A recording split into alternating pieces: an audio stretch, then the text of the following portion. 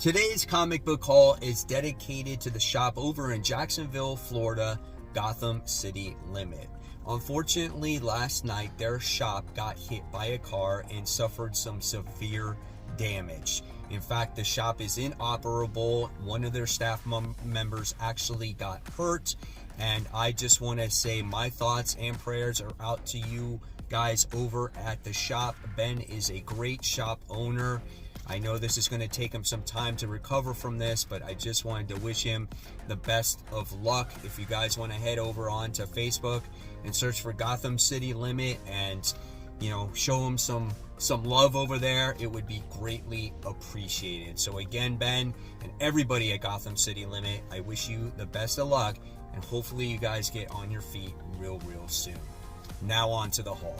Welcome to Spider Slayer's Comic Book Haul fans. This is episode 628, the video series where, of course, each and every week I share with you guys what I pick up at my local comic shop, Comic Central, located in the city of Sanford. So if you guys are ever in the Central Florida area, make sure you stop by. Tell Mike Spider Slayer sent you guys. They'll provide you with great customer service. They'll show you where all the cool books are. And of course, they'll give you a mysterious black bag where your comics will be as well. So let's get started, guys. This is the mysterious black bag. And yeah, like I said in the opening, it's unfortunate what happened to Gotham City Limit. It's a shop I visit quite often when I go to Jacksonville, Florida. I know Ben, and really super nice guy. Man, oh man, I could not believe it when I saw it. But okay, so here we go. What did I get this week? Here is the stack. You can see that big, huge book standing out there. But let's start off with the back issues. This book is full of X-Men just in general this week, right? So the first thing I wound up getting was the Uncanny X-Men, issue 214. I have 2 or 3 copies of this book, but when this book always pops up to purchase, I always buy it. It's an absolutely stunning cover with Dazzler on there. Great artwork as well with Storm and her powers all over the place. It just pops, man. Really love this cover. One of my favorite X-Men covers when it comes to the classic stuff. Then I wound up getting issue 217, another book that has Dazzler on there facing the Juggernaut. And I'm pretty sure I do not own this comic book. So again, when I saw it, I was like, okay, why not pick it up? So pretty cool. And my shop just has the Dazzler thing going all over the place right now. I also picked up 218. And the reason why, again, I picked these up is because I don't think I have them in my collection. And I like Dazzler with the old 80s costume, man. It's so fitting for the time, right? So I was like, okay, let's pick that one up. All right, now let's get on to this week's comic books. There weren't that many DC books that I picked up again. There was a couple gorgeous looking covers that I saw, but I was like, no, I don't want to spend money on additional covers when I did spend a lot today on a particular comic book, and we'll get to that. So the first one we have here is Superman 78. This is issue 5. Great comic. Superman battling Metallo. Lex Luthor now is in this comic book, and what's his angle, right? He wants to work with Superman now? Yeah, there's something there. There's something definitely that Lex Luthor wants, but this book has been really good, written by Robert Venditti. Awesome stuff. All right, and then we have Batman, issue 145. Looks like now I'll read it fully again now that this Year 1 Joker stuff is over. I still think there's also a little bit going on with the Joker revelations, but nevertheless, so maybe this book will get a little bit more back on track. I don't know what's going on there. We get to see is that Alfred in there in the bat suit, or in the I don't even know what the hell's going on anymore, man. What is happening? I don't know. I'm completely lost. Holy crap. We'll see what happens with Batman. All right, but speaking of the Batman, here we go. We got Batman the First Night. I went with this cover. I thought that one was pretty cool. Let's take it out. Let's see what it looks like. People are saying that this book is pretty interesting. So here we go. Right? Definitely the early years of Batman that takes place like in the 30s and in the early 40s there. So yeah, this could be really cool. And again, when it comes to these books, it's like you love how the art stands out and how big the book is when you read it, but then when you store it, it's a hard place to store, right? All right, moving on to the independent books, just like that, no more DC. Here we go, Gunslinger, issue 29. This is taking place after Spawn issue 350. It's going to take place 6 months into the future. Here's the interior art. It's done by Dexter Soy now. Look at that art, man. So good. I thought Brett Booth did a great job on this book. I think McFarlane found a great substitute artist here. And it's so good, man. I love this book. I am lost for words now when I describe Gunslinger, because every issue is a freaking banger, right? So love this shit. All right, next we have Void Rivals, issue 7, guys. It's the return of it. So I am so interested to see what happens and how this continues to cross over with the Energon universe. We get to see these two main characters. They're lost in the wastelands, right? I'll just show you these few pages because I don't want to spoil anything in case there is something that is, you know, to be spoiled here. So Void Rivals issue 7, it's back, baby. Then we have a book that I think people are excited about. Let me know in the comments below. We have The Last Ronin 2. This is Re-Evolution. So this is when the young turtles are now actually older, and they're old enough to actually freaking fight. That's what I want to see. I don't care about them being little kids and doing little dumb adventures and stuff like that. I want to see them when they're older, right? And I think this could be cool as long as it's released on time. There's definitely a lot of reading to be done when it comes to this comic, but let's hope there's some action in here instead of just all standing around. But you know, it's the Turtles, you gotta give it the benefit of the doubt, right? Okay, so this week was a heavy week when it came to Marvel, at least for me anyway. So there's your Marvel book. So, and I said it was like filled with mutants this week, and you'll see what I'm talking about. First thing we have is Ms. Marvel Mutant Menace. So this is issue 1. So this is, you know, written by the actress that plays Ms. Marvel. So I think that's kind of cool. We'll see how this series turns out. I don't feel like we've had a solid Ms. Marvel run in quite some time, but we'll see. Deadpool's in this book. That could be a lot of fun. I don't know, man. Artwork looks pretty good. So we'll see when it comes to Ms. Marvel, the Mutant Menace. And if you're still on the Ultimate Spider-Man train for issue 1, the 3rd printing came out. So I wound up getting the 3rd printing of Ultimate Spider-Man. So yes, I have my fair share of these first issue copies of that book. All right, then we go on to Venom. This is can't talk. Venom issue 31. Symbiosis Necrosis. What does that mean? I don't even know. Does it mean it crosses over? Because Carnage and Venom are crossing over right now. And it looks like we got Dylan in here. Here's some more of the artwork. Looks like we got him transforming into Venom. There's going to be this whole Venom war. Carnage is fighting. Oh, I didn't know that this version of Venom has wings. Yeah, okay. I don't know, man. This book is a little bit all over the place. It's just got some Venom. It's got Dylan. Now it's got Carnage. And it had all these other symbiotes. And it's like, sometimes it's good, sometimes it's bad. But I don't know. We'll see where this one goes. Next, more X-Men stuff. X-Men issue 32. Here we have Illyana and Kitty Pryde in this comic. This could be a lot of fun. The series has been a little bit emotional. I'm not the fan. I've said this before. I'm not a huge fan of the artwork in this series right now. I've seen much better artwork. But we'll see how the story continues going forward here. I love Iron Man. Jerry Duggan writes Iron Man, and I think every issue of that has been interesting. But when it comes to X-Men, I just feel like it's very inconsistent in my opinion. Let me know in the comments below, guys, what you think of X-Men right now. All right, more X-Men. We got Weapon X-Men. This is issue 1. Yep, what do you got going on here, Mr. Wolverine, right? So yeah, this is the artwork that you can expect in here. This one is, I'm trying to see who this one is. Christos Gage. So if you guys remember, they came out with a Jean Grey book where the young X-Men were displaced in time, right? And so this book kind of continues off of that, and it has to deal with like 5 different Wolverines in the book. So here's some more of the interior artwork. Who knows how this bad boy is going to turn out, but I just want to see the different Wolverines that are in here. So yeah, we'll see. All right, guys, so before we continue on, it's time for those webhead shout-outs.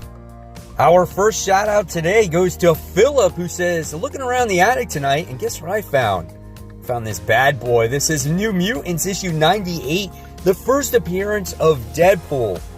Out of all my years collecting comics, you know, Philip, I do not own this comic.